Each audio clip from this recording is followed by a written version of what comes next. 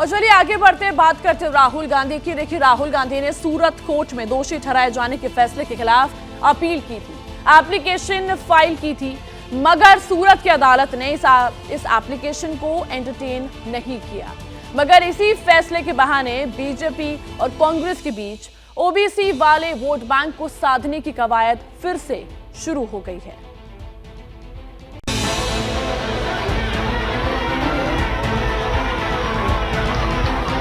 सूरत court में राहुल की appeal जैसे ही रिजेक्ट हुई, जज साहब ने जैसे ही मानहानि केस में सजा पर रोक लगाने वाली एप्लीकेशन खारिज की, बीजेपी ने एक बार फिर 2024 के चुनाव के लिए तरकश से ओबीसी मुद्दे का तीर निकालकर कांग्रेस पर दाग दिया। निशाना राहुल गांधी, कांग्रेस पार्टी और गांधी फैमिली थी। पूरे देश में खुशी का माहौल है और खास करके पिछड़े वर्ग में, जिस पिछड़े वर्ग के लिए राहुल गांधी ने आपत्तिजनक शब्दों का प्रयोग किया था, उन्हें गाली देने का काम किया था। This is I would say slap on the face of the arrogance of the Gandhi family. Rahul ji, आपने कहा था मैं तो राहुल गांधी हूं। कान पकड़ के उठक बैठक करके आपने सुप्रीम कोर्ट में माफी मांगी थी। अभी भी मौका है, अहंकार को त्यागिए, त्यजिए अहंकार को और देश के सामने ओबीसी वर्ग से क्षमा याचना करिए कि जो मैंने किया गलत किया, मुझे ये नहीं करना चाहिए। बीजेपी को ओबीसी का मुद्दा इसलिए सूट करता है क्योंकि बीजेपी इसे सीधे तौर पर पीएम मोदी से कनेक्ट करने की कोशिश करती है। लोकसभा चुनाव के लिए पीएम मोदी और राहुल गांधी के बीच डायरेक्ट सियासी फाइट की नींव तैयार कर रही है। इस निर्णय से एक बार फिर पिछड़े वर्ग के आत्मसम्मान और स्वाभिमान की रक्षा हुई है और कांग्रेस पार्टी का जो थोथा अभिमान और अहंकार है, उसके ऊपर एक बार फिर दंड पहुंचा है। परंतु मैं फिर राहुल गांधी जी से यह सुझाव देना चाहूंगा कि भारत की जनता बहुत उदार हृदय है। कुटिलता छोड़िए, अहंकार छोड़िए, सरल हृदय से सहज रूप से एक बार क्षमा मांग लीजिए। कांग्रेस बीजेपी के इस गेम प्लान को समझ रही है, तभी तो ओबीसी वाले फ्रंट पर बीजेपी को काउंटर कर रही है।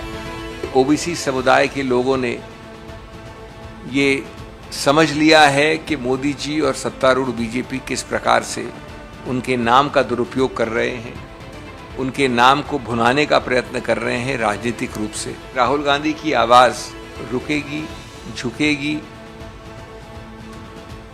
साइलेंट होगी तो वो न राहुल गांधी को जानते हैं न कांग्रेस को समझते हैं। बीजेपी सरकार, सत्तारूढ़ पार्टी, वो सिर्फ एक चीज दिखा रहे हैं, वो चिंता व्यक्त कर रहे हैं, घबराहट और बौखलाहट व्यक्त कर रहे हैं इस प्रकार के हथकंडों से।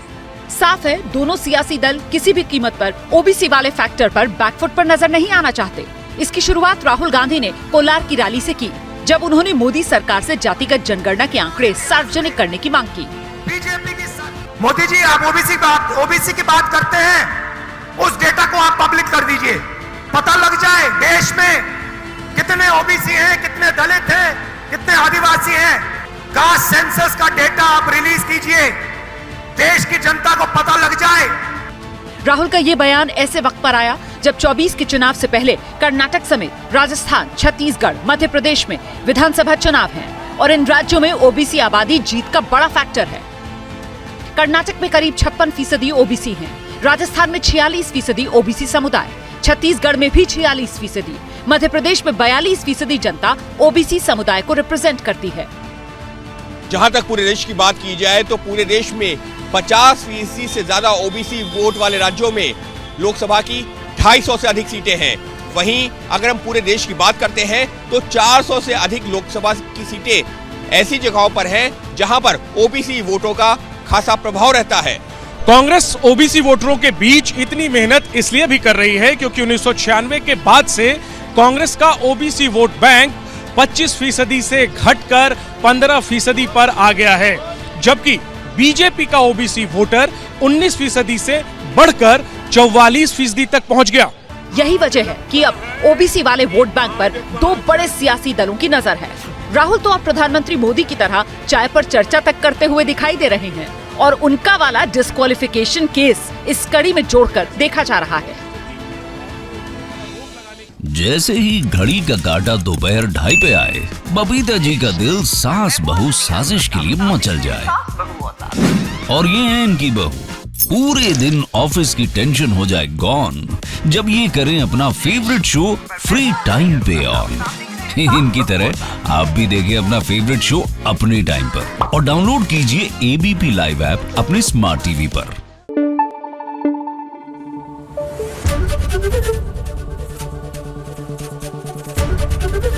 एबीपी न्यूज आपको रखे आगे।